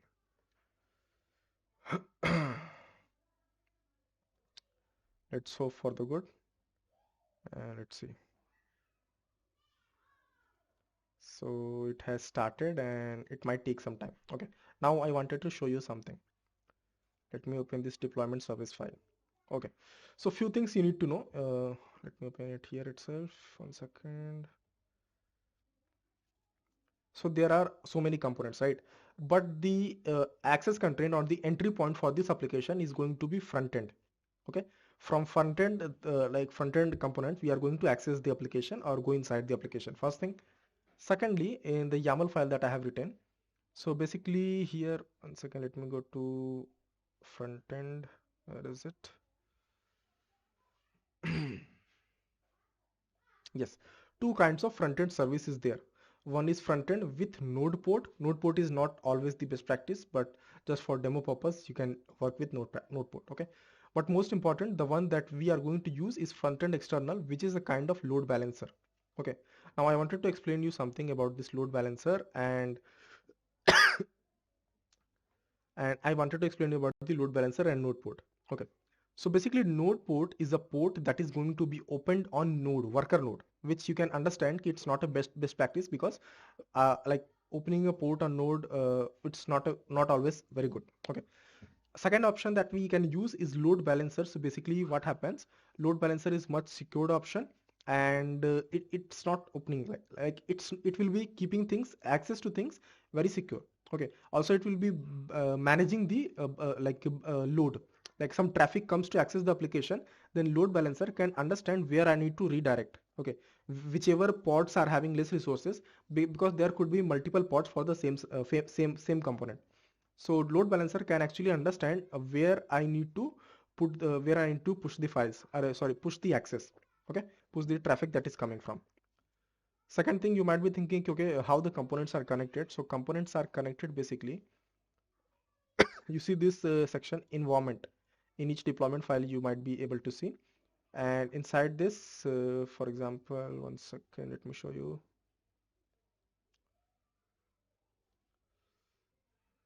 Yes. For example, like let's say this is one of the microservice component. It is load generator. So load generator is basically connecting to front end. because we are written front end and this the port.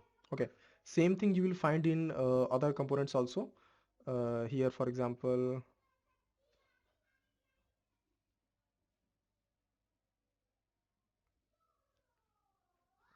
second. Yeah, for example, this component we have checkout service. So checkout service is connected to different other components using this. You can see inside environment we have mentioned port, plus each of this name that you are seeing, product catalog, they are different microservice components. And how it's connecting, because we have mentioned the port also. So in this way, these microservice components are getting connected. You can go through this whole thing, then you will understand which component is connected to which other components. You will find that information. Okay, now you can see it has started building, and we can go down. Yes, so it's going to take around 13 to 14 minutes, and then once everything is done, then the pods and service files service will be getting created. Inside service, I will show you in a minute. Inside the service, we'll be able to see two specific options for front end. One is node port and one is load balancer. So basically inside load balancer, what will happen, it will generate an external URL. Using that URL we can access the application. Okay. But the problem, like for example, many times you might have seen ki you will be using many times you might have seen ki you will be using a what's that, sorry, 1 second. Many times you might have seen ki you might be using like self-hosted Kubernetes. Okay, so in that case, what happens basically, self-hosted, if you are setting it on your own VM, then not excuse me, if you have created your own self-hosted Kubernetes cluster, then it's possible that not always the external URL using load balancer will be generated, because this part is specifically supported with the cloud platforms. Because when I was testing with my own cluster, self-hosted Kubernetes cluster, it was not able to generate. Okay.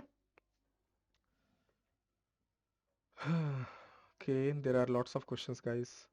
Once again, yes, Rachit, I have changed the YAML file actually as per the EKS. So the YAML file that I have changed, it's not as per EKS.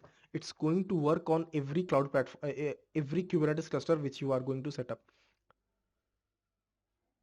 Ingress actually, yes, I have done, but not for this thing. I actually, for my personal use, personal learning, I did implement Ingress. I think I uploaded on LinkedIn also the steps which I used there. Okay. So Sai Ketha, you have asked, do we have to alter deployment YAML, anything which practicing? So as of now, if you are going to use the latest branch which I have created, so when we want to use that branch, then the only thing that you need to modify in the deployment YAML file is the image Docker images. As of now, it's I have added my own Docker images. If you want to use as per you, you can change the Docker images. Okay. Rest as I just showed you how to create pipelines and everything. So now I guess like you should be knowing key, okay, how pipelines will be working and everything, right?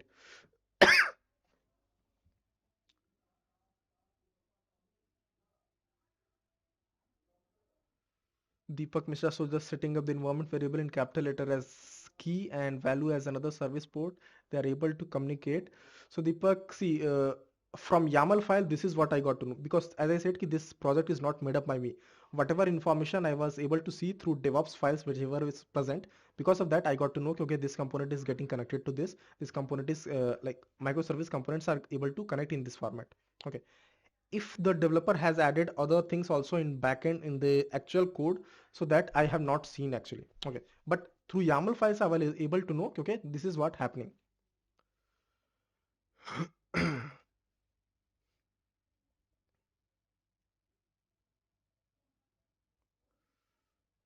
So where can we mention the particular microservice in mentioned node? I will show you in a minute once let the deployment done. Vishal, you have asked, do we not have to create jar or war file that we do in Java project for all microservices we are using here? So Vishal, in this case, what exactly is happening? First of all, everything is done on runtime through Docker file. So the commands to build and generate jar file and everything, that is done through Docker image. Okay. So for that reason, separately we are not doing. But as per the, like, if developer team, if they are doing it, so first the way that they work, they will test each component in their local machine. Once everything is fine, then only they will share it that to us. Okay. What about Ingress? So Saurav, yeah, there will be more masterclass coming in upcoming sessions. Okay, I have implemented Ingress as of now, but I did not add here because we are using load balancer, and that will be more than enough because we are getting an external URL. Okay, load balancer, sorry, Ingress also will cover, but in next masterclass maybe. VKM, you are trying to communicate all service and service name with port. Not, bro. As I said, this project is not made by me. The information that I got through the YAML file, okay, this is what happening. This is what how components are connected. There could be something in backend also which developer may have written, which I have not seen. Can we do with Helm charts and do? Can we do with Helm charts and do deployment in Jenkins? Yes, you can do. No, Deepak, we can consider for other environments also. I hope without Ingress load balancer will not work. Let's see. Let's see. Let's see. Don't worry about that.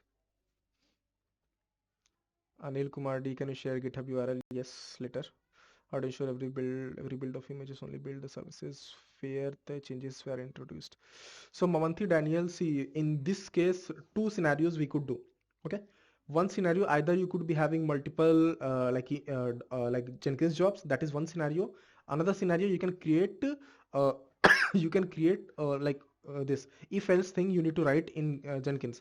Then only you can create situation. Okay, wherever changes are there, that part only should be built.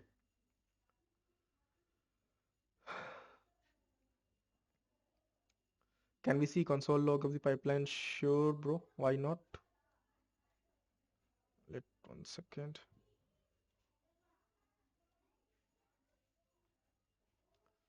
See, these Docker files, they contain all the information about like from scratch key for this specific component building, from building part to packaging the application, generating artifacts if there is any, and then it will build the Docker image, push it to Docker Hub registry. Okay, in this way it will work.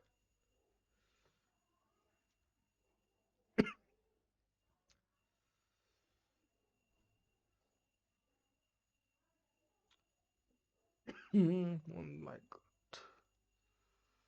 How much is left? 1, 2, 3, 4, 5, 6, 7, 8. Two more components is pending, I guess.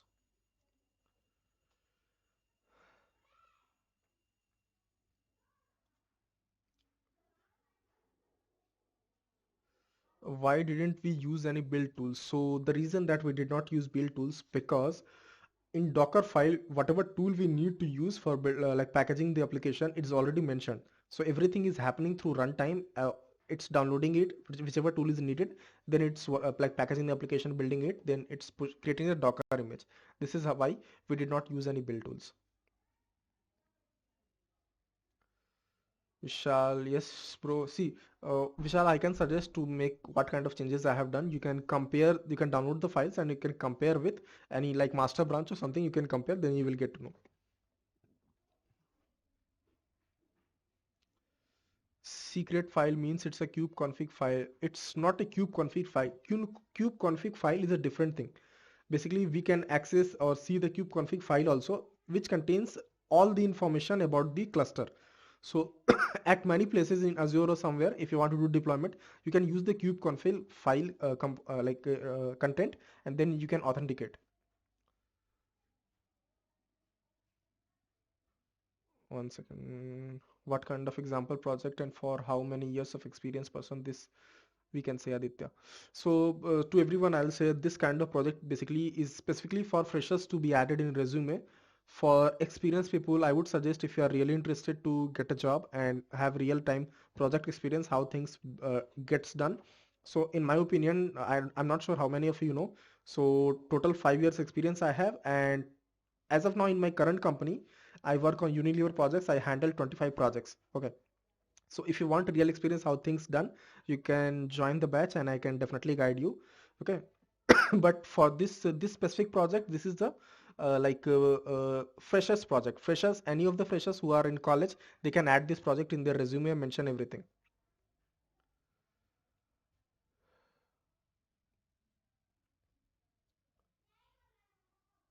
So testing part, see Akash, the thing is key for this specific project, the way, if these kind of projects exist in companies, the way it happens, testing part, basically when developers are writing code, they test it on their local machine also. Okay, first they test it on local machine, build the application on local machine, then it comes to Jenkins. Okay. What is SonarQube scanning when we build SonarQube scanning when SonarQube, Deepak, it will be scanning the files. Okay, it scans the source code. Let me show you what exactly happened. If I go to issues, see these everything, all this you find that lots of issues, they are present in the source code, not in the Docker file or something. Docker file is also scanned, but these are the issues or code smell or whatever thing. SonarQube scans this the actual source code files. Okay. Okay, how much is done? Shipping service.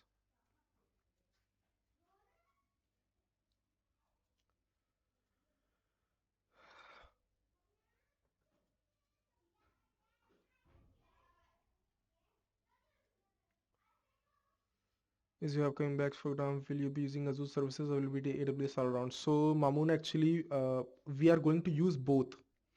The infra part like ECR, EKS, then EC2, then creating infrastructure, secure infrastructure, we are going to do with AWS.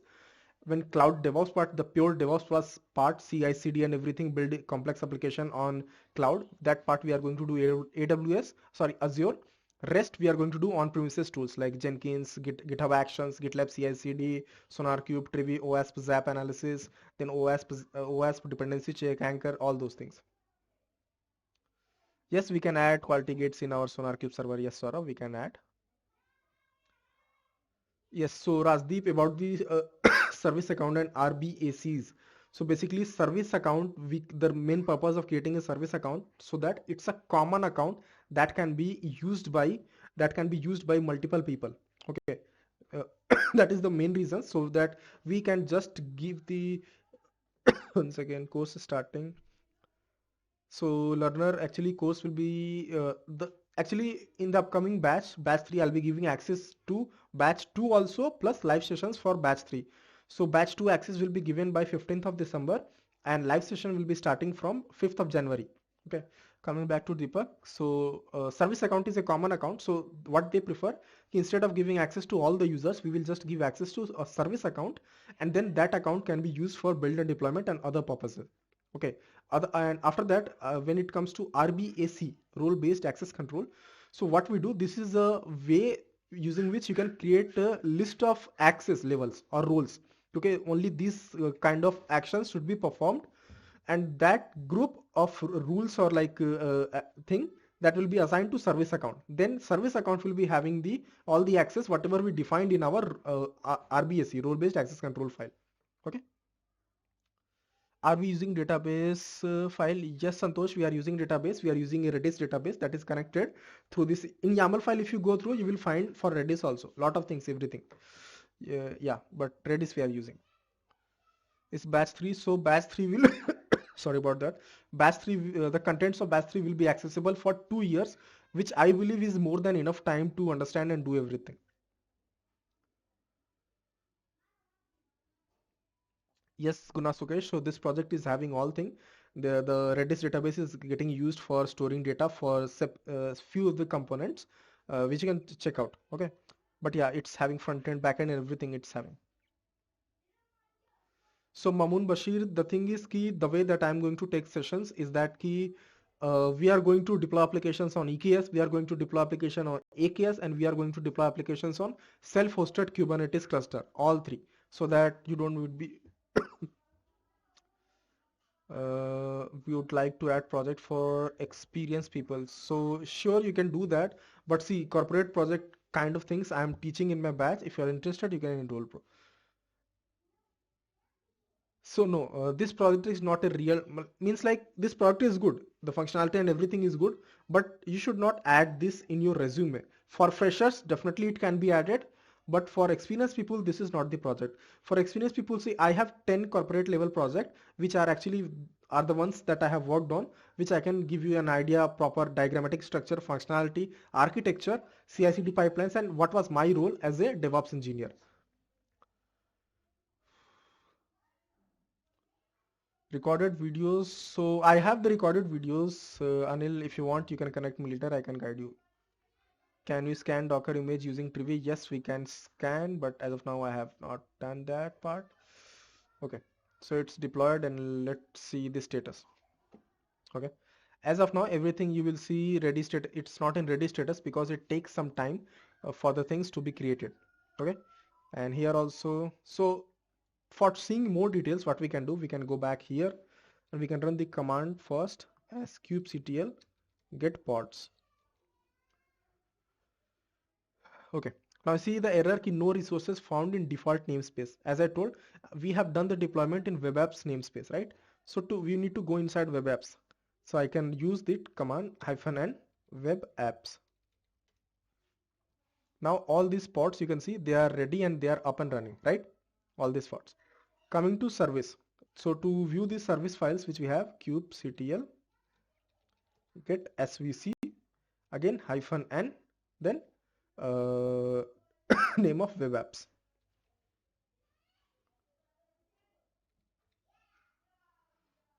Yes. Okay. Now, one second, let me clear this, run it again. You see here, I wanted to explain two things.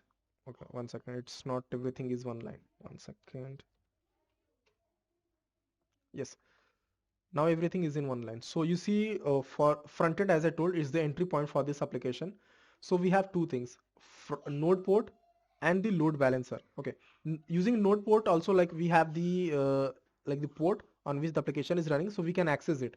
But having an external URL is much better option to access the application, right? Because since we have using load balancer as the service types, it generates an external URL. Okay, so let me try to access it. It may not run initially because it takes some time to be able to run properly. Okay, so we will wait for it.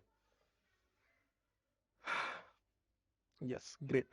You can see using the load balancer external URL, we are able to access the application. Application has been deployed and it's running fine. The best part, it's everything is properly customized and everything is properly written.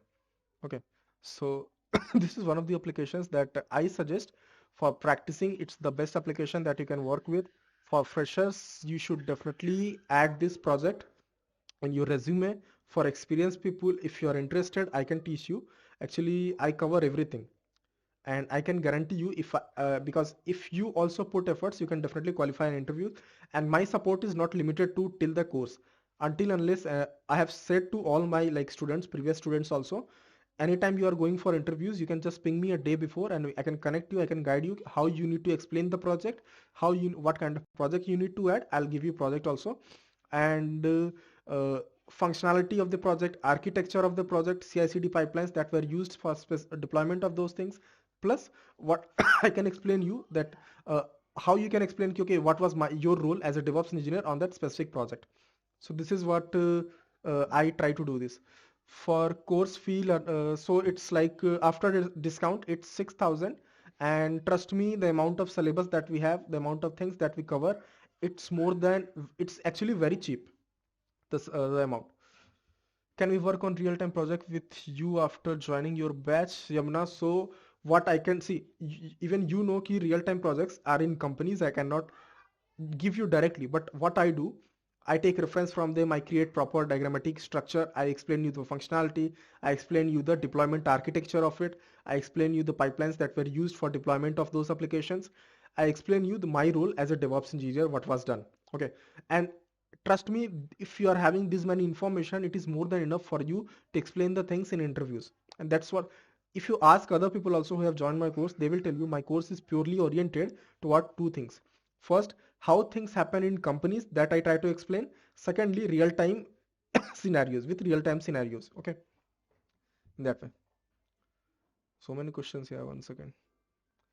Deepak, I want to transition where my devs to infrastructure side where I start growth and cloud. Yes, Deepak, you can do.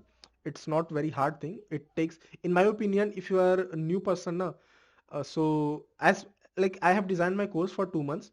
So after, if you are enrolled there, if you have completed the course, then after that 15 to 20 days will be there where you need to configure things, and then you can do the deployment. Okay. So this is what my course is designed. Okay. Batch 3, like how many? So batch 3 is actually is 2 months course, but trust me ki everything you'll be having knowledge. You will be having real time knowledge on how things happen in companies, what kind of project exist, and architecture, deployment, everything I'll explain you. Thank you, Rachit.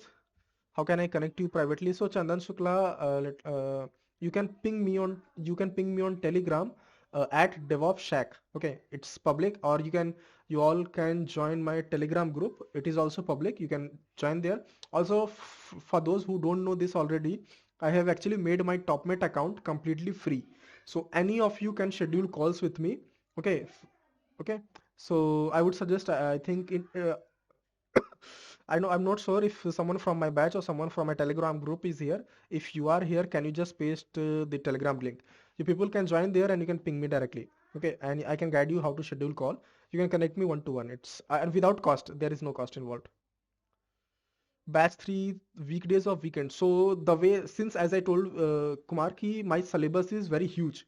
Okay, in order to cover complete syllabus, the way that I take sessions, important topics and big topics, I take live sessions on weekends, and the small topics I share for on recorded videos on the weekdays. Okay, in that way you'll be able to cover complete syllabus properly with hands-on. Also, like I understand, like many of you might be thinking about doubt session, or if you are thinking about like what kind of issues you are facing. So in that case, see, in my session I have said I don't stop anyone can ask in the between only. Okay, I'm having this doubt, kindly clear. That is fine. If you are facing issues in implementations, you can directly ping me in my available time. I will connect you over Google Meet and I'll help you resolve the issue. That is not a concern. Okay. So learner or WhatsApp, actually I use very less. You can ping me on Telegram at DevOps Shack. Once again, let me just ping you the URL of my Telegram group. Then you all can, interested people can join. It's completely free. It's like, and I believe my Telegram group is the only one which is completely open where anyone can post anything. Okay.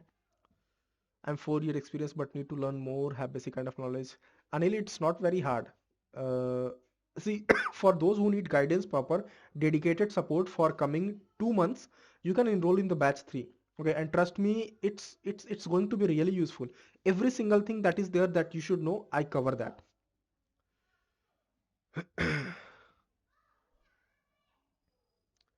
So Aditya, you can also enroll in the course. Let me see if I can share you the 1 second.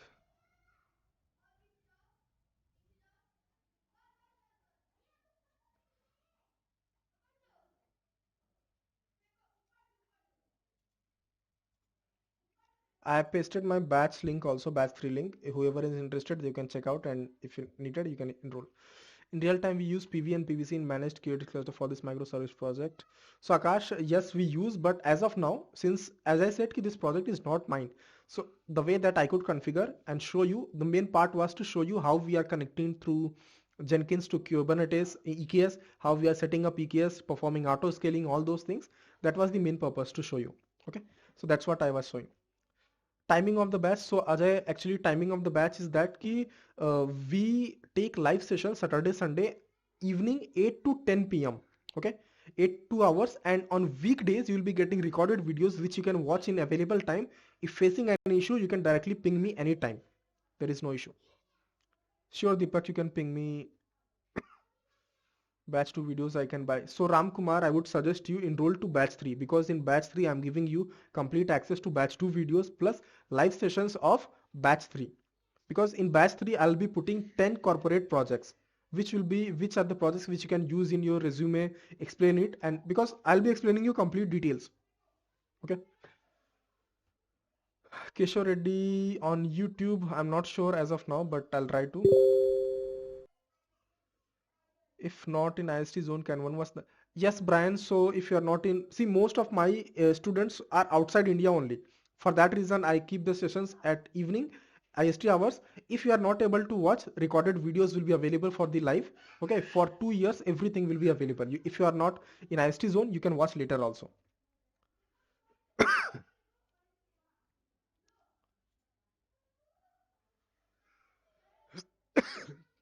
Syllabus. Okay, let me explain you the syllabus also. So we'll be starting with DevOps, where I explain what exactly is DevOps, why do we need DevOps, and how it is being used in companies, the actual flow, the actual workflow, how DevOps is being used in companies. Then we'll be starting with complete Linux plus complete shell scripting. You'll be having access to proper knowledge, you will understand, and with practice you will get better with Linux and shell scripting. After that, we are going to get started with build tools, where I'll be covering build tools for like Java, then build tools for Node.js, then for Python, like that. Okay. And for like we are going to in future, like in future sessions in batch 3, we are going to work with all kind of project: Java, .NET, Python, microservice, Node.js, Docker Compose based application. Okay, all sorts of full stack applications we are going to cover. After that, we are going to get started with CICD tool. In CICD tool, I cover detailed Jenkins, GitHub Actions, and GitLab CI/CD. Okay. After that, we are going to get started with security aspect. We are going to cover SonarQube, Trivi, and this the OS dependency check and OWASP Zap analysis, which is used for penetration testing. Very important tool. After that, we are going to get started with Docker. In Docker, we complete see for each tool. The way that I am going to teach you is, first I will teach you what exactly is that tool, what problem does it solve, like why do we need it in DevOps, hands-on real-time implementation of that tool, and what kind of troubleshooting we need to have in that tool. And these are the only things that you need for any single tool. Okay. After, and in Docker, we are going to cover Docker file, Docker image, Docker container, Docker networking, Docker volumes, okay, and Docker compose, and how to integrate Docker with other CI/CD tools. Then we are going to get started with Kubernetes. So I'll explain Kubernetes architecture, master node, worker node, process that runs on master node, worker node. Okay. And then we are going to set up our own Kubernetes cluster in in a VM, in multiple VMs we are going to set up. And for Kubernetes, basically I will show you deployment to EKS proper, self-hosted Kubernetes, and AKS also. In that way, you'll be having proper knowledge on all kinds of Kubernetes platform. Okay. After Kubernetes, we are going to get started with Azure DevOps. So whatever things that we integrate previously, we are going to create same sort of pipelines inside Azure DevOps. In Azure DevOps, the services that I cover: Azure Functions, then AKS, ACR, Azure DevOps. These are the main services that I'll be covering, plus app service also, because on app service we deploy many websites. Okay, so that will be Azure DevOps part. Then we'll be getting started with this uh, IAC with Ansible and Terraform. So the example and the scripts that I'll be sharing you, those are 100% like they are not, nothing is hard coded in those scripts. If I share you, you can simply change your credential and it will start running. That script will start running. And the way that I used to do the things that I used to work on in my previous company, those kind of work that I'll be giving you with the hands-on implementation. Excuse me. And complete script also will be shared to you. That's it's like you'll be able to understand Terraform Ansible properly, and you'll be having enough knowledge what you need to tell in the interviews. Okay, that part. Once IAC is done, also like once we understand IAC completely, we are going to integrate both Terraform and Ansible with Jenkins. Okay. So once this part is completed, then I'll be dedicatedly guiding you how to create resume, what kind of project you should add if you're a fresher or experience, what things you should write in day-to-day task. Okay. And I can connect to separately to every single person. If you are interested, you can just ping me in my available time, and I will just connect you over Google Meet. I can guide you. So once I guide properly with resume, then we'll be having some session about interviews. Okay. Already, like for all the tools that I teach, everywhere I will explain what kind of questions they will ask, what kind of errors may come, how to do troubleshooting, everything. Okay. So once this is done, this part is done, then uh, uh, sorry, then we have the most important section in our course: corporate projects. So in batch 3, I'll be giving you total 10 corporate projects with diagrammatic structure, their architecture, their functionality, how they were built and deployed. Some projects I'll give you that will be deployed in Azure, some projects on premises, some projects OpenShift. and I will explain you every single project in detail. Okay, and I will guide you also with which project you can add in your resume, how to explain those and everything. So, and this is the complete syllabus that we are going to cover. And I believe even you can understand ki if anyone covers this much, or if you are putting efforts to learn this many things, easily you can get a job in DevOps. It's like if you cover these many things, you can get the job very easy.